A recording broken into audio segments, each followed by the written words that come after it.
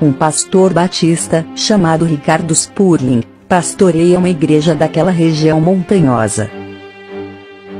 Certo dia, do ano de 1884, ele começa não apenas a estudar a palavra de Deus, como também a se dedicar à oração. Assim, ele começa a perceber que a condição espiritual, tanto da congregação que dirigia, como da comunidade em geral, era deplorável, e começa daí a denunciar aquele estado lastimável em que o povo se encontrava. Seu filho, Ricardo Spurling Jr., e um senhor chamado João Clemons, foram seus primeiros companheiros de oração e estudo da Bíblia. Mais de 2 anos, o pastor Ricardo e seus companheiros conclamaram a igreja da necessidade de um despertamento genuíno e reformista. Mas o clamor e a preocupação do pastor Ricardo foram ignorados por sua igreja e por sua comunidade.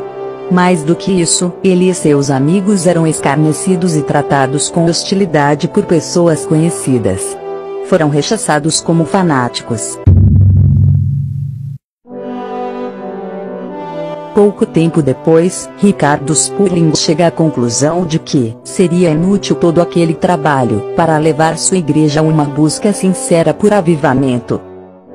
Sua decisão foi de conclamar a todos os que tinham a mesma fome e sede espiritual para uma ação mais específica, na busca de seus objetivos. Em meio a muita oração, ele marca uma reunião numa quinta-feira, dia 19 de agosto de 1886, nas dependências do moinho de Barney Creek, uma casa rústica, construída por ele mesmo e outros irmãos. Ricardo Spurling não tinha uma noção clara da importância da ocasião, mas movido por um impulso divino, ele fez um discurso inflamado e concluiu com o seguinte convite: todos os cristãos, como os que aqui estão presentes, que desejarem ser livres de todos os credos e tradições feitos pelos homens, e estão dispostos a tomar o Novo Testamento, ou seja, a lei de Cristo, como sua única regra de fé e prática, dando uns aos outros direitos iguais, e o privilégio de ler e interpretar para si mesmos, como ditar suas consciências, e estão dispostos a reunirem-se como a Igreja de Deus, para realizar negócios como a mesma, venham à frente.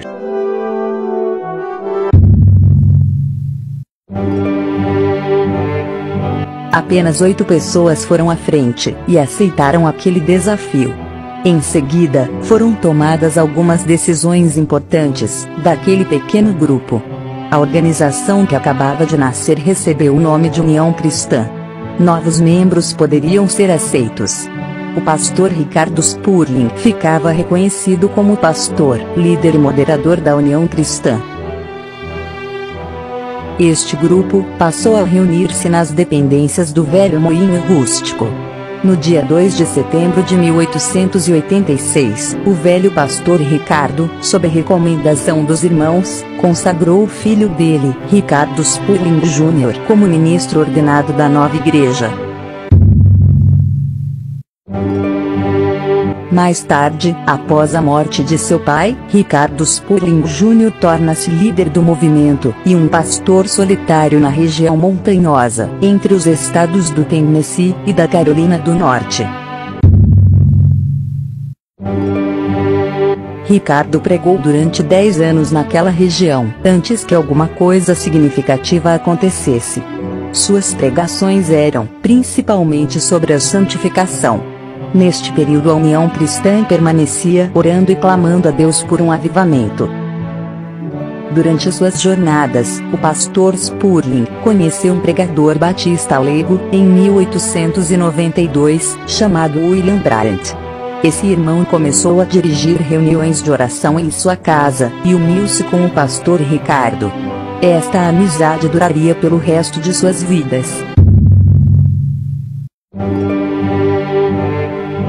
Influenciados pela doutrina da santidade, enfatizada pela União Cristã, 3 homens leigos, daquela vizinhança, uniram-se ao pastor Ricardo Spurling, e começaram também a pregar a mesma mensagem. Eram eles, William Martin, J. Tipton, e Milton McNair. Em suas pregações, eles expunham o lado positivo da santificação, que não era pregado por Ricardo Spurling. No município de Cherokee, na Carolina do Norte, num lugar chamado Camp Creek, um grupo de crentes começou a dirigir reuniões de oração, liderados pelo irmão William, e pastoreado por Ricardo Spurling. Alguns homens daquele grupo de oração conseguiram, junto às autoridades, um lugar emprestado para realizar as reuniões. Era um prédio escolar, típico da zona rural. As reuniões aconteciam todos os dias. Não se sabe quantos dias durou aquela campanha, mas houve grandes resultados. Pessoas vinham de perto e de longe para ouvir as pregações. Muitos testificaram ter recebido curas maravilhosas. Outros caíam de joelhos, chorando, pedindo perdão de Deus. Crentes nominais foram transformados em pessoas avivadas e consagradas a Deus. Cada noite, a escola ficava lotada por pessoas famintas da doutrina da santidade. A notícia corria entre os habitantes das montanhas, e eles chegavam de todos os lados. A expectativa do que ia acontecer na próxima reunião era maior a cada dia. Foi notado que numa fervente reunião de oração, no grupo escolar, pessoas ficaram num estado de êxtase, falando em línguas estranhas. Posteriormente, num estudo minucioso da Bíblia, mostrou ao grupo que aquilo era idêntico ao que ocorrera aos discípulos no dia de Pentecostes. Assim eles concluíram que não havia dúvida, um novo derramamento do Espírito Santo havia acontecido. A notícia se espalhou rapidamente por toda aquela região. Pessoas deixaram o trabalho ao meio-dia. Outras não ordenharam as vacas. Outras pararam os bois que aravam a terra e foram a Camp Creek. Ricardo Spurling, que não estava presente, ouviu a notícia e foi apressadamente verificar o que estava acontecendo com o seu rebanho. Ao chegar, ele foi um dos primeiros a receber a experiência de falar em línguas estranhas.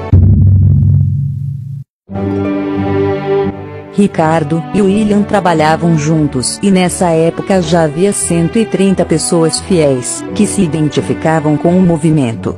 Uma grande quantidade de pessoas foram despertadas, convertidas, curadas e influenciadas por este avivamento de Camp Creek. Alguns anos mais tarde, em uma reunião realizada no dia 15 de maio de 1902, o nome União Cristã foi mudado para a Igreja da Santidade de Camp Creek, designando o local onde se localizava a igreja. A partir de então, a Igreja da Santidade passa a ter uma consciência de que era uma denominação independente.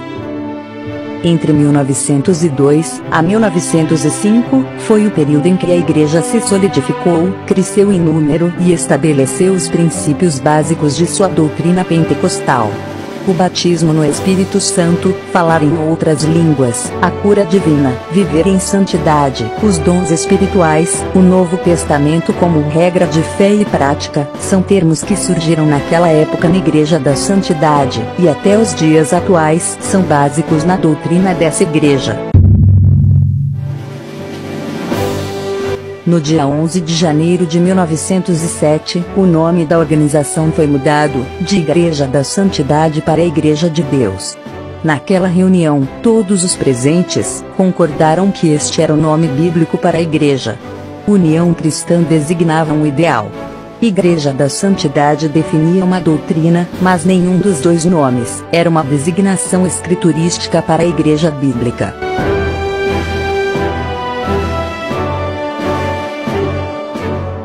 Grandes vitórias, bênçãos e conquistas da Igreja foram alcançadas sob fortes perseguições, confrontos, lutas e todo tipo de dificuldades, mas, em momento algum, os seus pioneiros, homens de fé, desanimaram.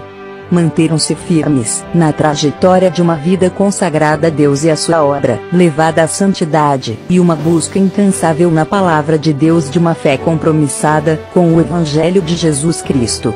Nascida pelo renovo do Espírito Santo, a Igreja de Deus não apenas levou aos quatro cantos daquela nação a mensagem pentecostal, mas também aos quatro cantos do planeta. Isso nos leva a crer que a força e a unção de Deus é a razão pela qual a Igreja tem obtido êxito até os dias de hoje. Mais de um século se passou, e aquelas palavras desafiadoras de Ricardo Spurling, conclamando a todos para uma vida de santidade, permeada por fé e prática, continua ecoando pelo tempo e espaço, pois não são palavras próprias daquele velho pregador, e sim da sempre atual e transformadora Palavra de Deus.